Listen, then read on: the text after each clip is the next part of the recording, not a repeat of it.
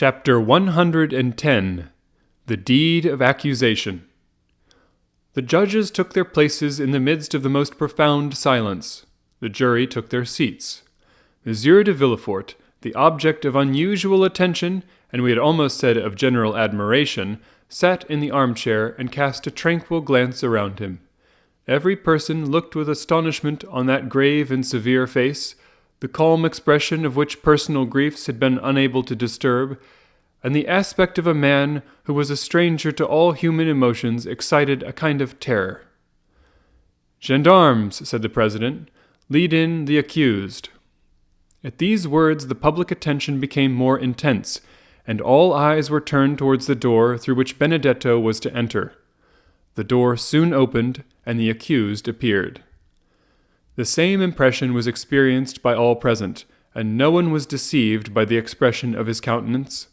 His features bore no sign of that deep emotion which stops the beating of the heart and blanches the cheek. His hands, gracefully placed, one upon his hat, the other in the opening of his white waistcoat, were not at all tremulous.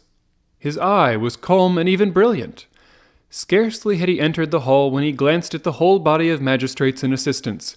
His eye rested longer on the president, and still more so on the crown prosecutor.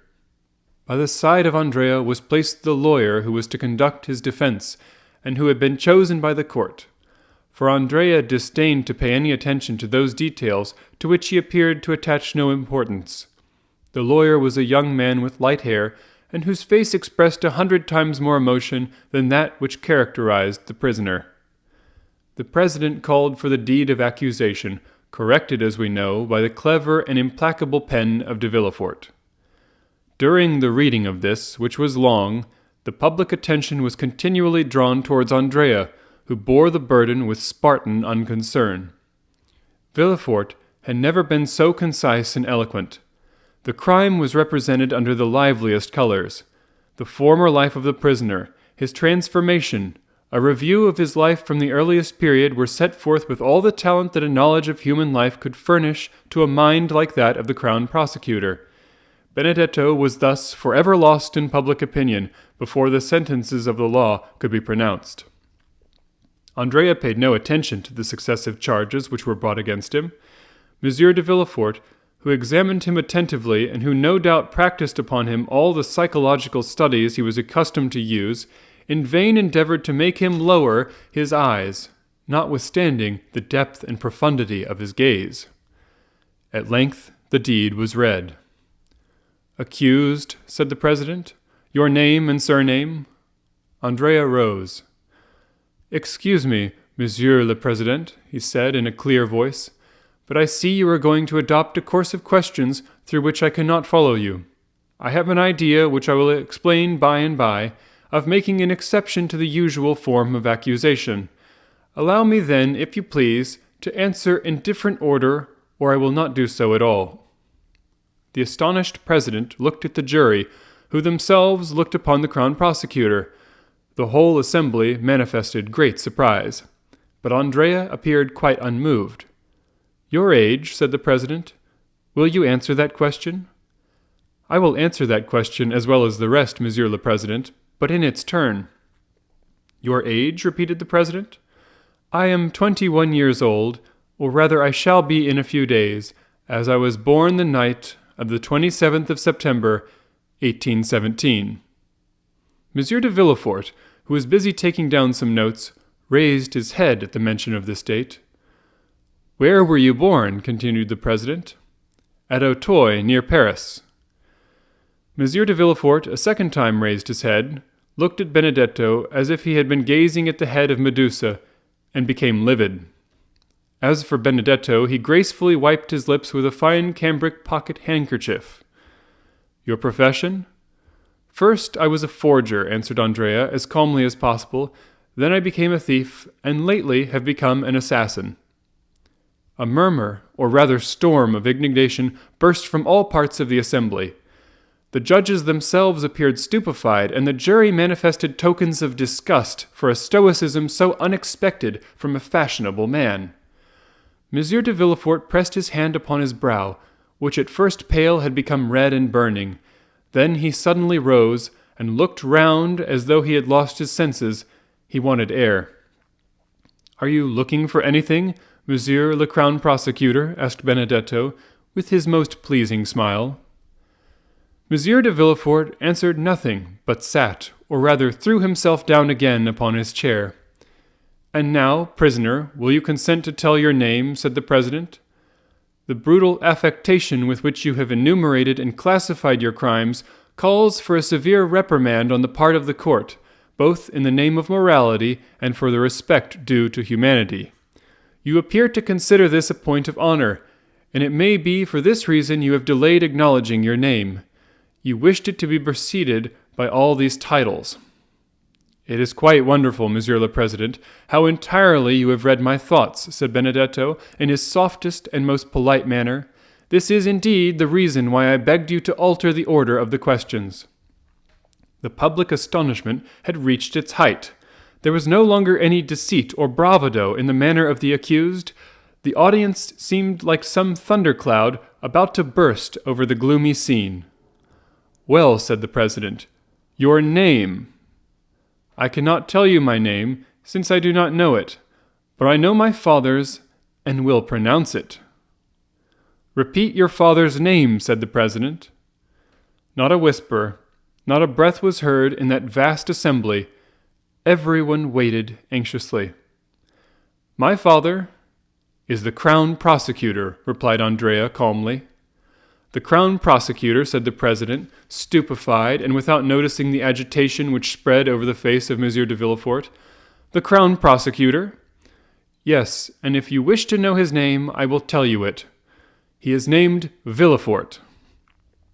The explosion, which had been so long restrained from a feeling of respect to the court of justice, now burst forth like thunder from the breasts of all present. The court itself did not seek to restrain the movement of the multitude. The exclamations, the insults addressed to Benedetto, who remained perfectly unconcerned, the energetic gestures, the movement of the gendarmes, the sneers of the scum of the crowd, always sure to rise to the surface in case of any disturbance, all this lasted 5 minutes before the doorkeepers and magistrates were able to restore silence. In the midst of this tumult, the voice of the president was heard to exclaim, "Are you playing with justice, accused? And do you dare set your fellow citizens an example of disorder, which even in these times has never been equaled?" Several persons hurried up to Monsieur de Villefort, who was nearly buried in his chair, offering him consolation, encouragement, and protestations of zeal and sympathy. Order was re-established in the hall, with the exception of a few who still moved and whispered. A lady, it was said, had just fainted. They had supplied her with a smelling bottle, and she had recovered. During the scene of tumult, Andrea had turned his smiling face towards the assembly. Then, leaning with one hand on the oaken rail of his bench, in the most graceful attitude possible, he said, "Gentlemen, I assure you I had no idea of insulting the court or of making a useless disturbance in the presence of this honorable assembly. They ask my age, I tell it. They ask where I was born, I answer. They ask my name. I cannot give it since my parents abandoned me. But though I cannot give my own name, not possessing one, I can tell them my father's. Now I repeat, my father is named Monsieur de Villefort, and I am ready to prove it." There was an energy, a conviction, and a sincerity in the manner of the young man which silenced the tumult. All eyes were turned for a moment towards the Crown Prosecutor, who sat as motionless as though a thunderbolt had changed him into a corpse. "Gentlemen," said Andrea, commanding silence by his voice and manner, "I owe you the proofs and explanations of what I have said." "But," said the irritated president, "you called yourself Benedetto, declared yourself an orphan, and claimed Corsica as your country." "I said anything I pleased, in order that the solemn declaration I have just made should not be withheld, which otherwise would certainly have been the case. I now repeat that I was born at Auteuil on the night of the 27th of September, 1817, and that I am the son of the Crown Prosecutor, Monsieur de Villefort. Do you wish for any further details? I will give them. I was born in number 28, Rue de la Fontaine, in a room hung with red damask.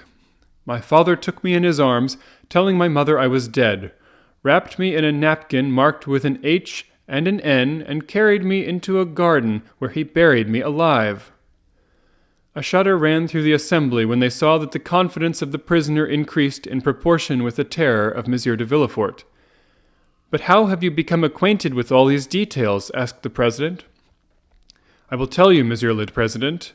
A man who had sworn vengeance against my father, and had long sought his opportunity to kill him, had introduced himself that night into the garden in which my father buried me. He was concealed in a thicket.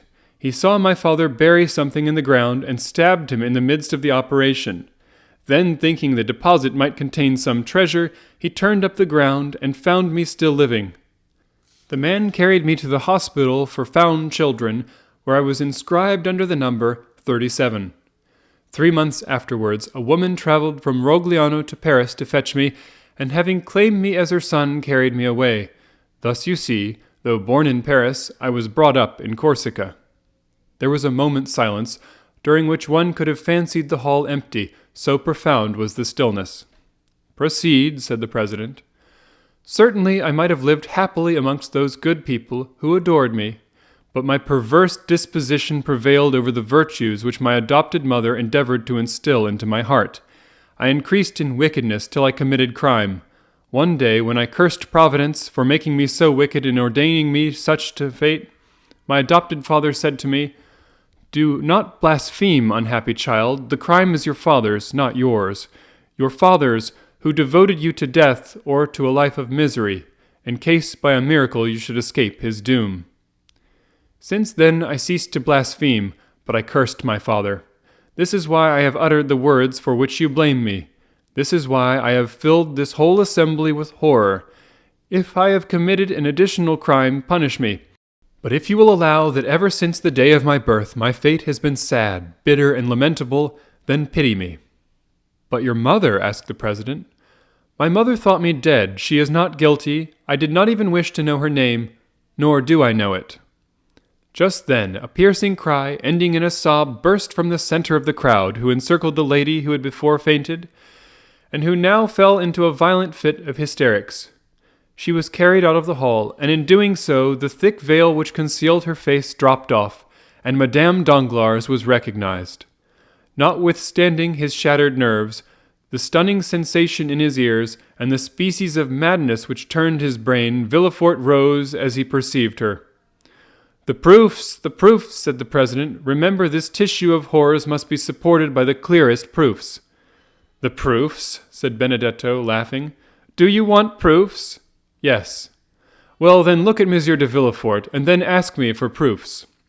Everyone turned towards the crown prosecutor, who, unable to bear the universal gaze now riveted on him alone, advanced staggering into the midst of the tribunal, with his hair disheveled and his face indented with the mark of his nails. The whole assembly uttered a long murmur of astonishment. "Father," said Benedetto, "I am asked for proofs. Do you wish me to give them?" "No, no, it is useless," stammered Monsieur de Villefort in a hoarse voice. "No, it is useless." "How useless?" cried the president. "What do you mean?" "I mean that I feel it is impossible to struggle against this deadly weight which crushes me. Gentlemen, I know I am in the hands of an avenging God. We need no proofs. Everything relating to this young man is true." A dull, gloomy silence, like that which precedes some awful phenomenon of nature, pervaded the assembly, who shuddered in dismay. "What, Monsieur de Villefort?" cried the president. "Do you yield to a hallucination? What? Are you no longer in possession of your senses? This strange, unexpected, terrible accusation has disordered your reason. Come, recover!" The crown prosecutor dropped his head. His teeth chattered like those of a man under a violent attack of fever, and yet he was deadly pale. "I am in possession of all my senses, sir," he said. "My body alone suffers, as you may suppose. I acknowledge myself guilty of all the young man has brought against me, and from this hour hold myself under the authority of the crown prosecutor who will succeed me." And as he spoke these words with a hoarse, choking voice, he staggered towards the door, which was mechanically opened by a doorkeeper. The whole assembly was dumb with astonishment at the revelation and confession which had produced a catastrophe so different from that which had been expected during the last fortnight by the Parisian world. "Well," said Beauchamp, "let them now say that drama is unnatural." "Ma foi," said Chateau Renaud, "I would rather end my career like Monsieur de Morcerf. A pistol shot seems quite delightful compared with this catastrophe." "And so he has committed murder," said Beauchamp. "And I too, who thought of marrying his daughter," said Debray. "She did well to die, poor girl." "The sitting is adjourned, gentlemen," said the president. "Fresh inquiries will be made, and the case will be tried next session by another magistrate." As for Andrea, who was as calm and more interesting than ever, he left the hall escorted by gendarmes, who involuntarily paid him some attention. "Well, what do you think of this, my fine fellow?" asked Debray of the policeman, slipping a louis into his hand. "There will be extenuating circumstances," he replied.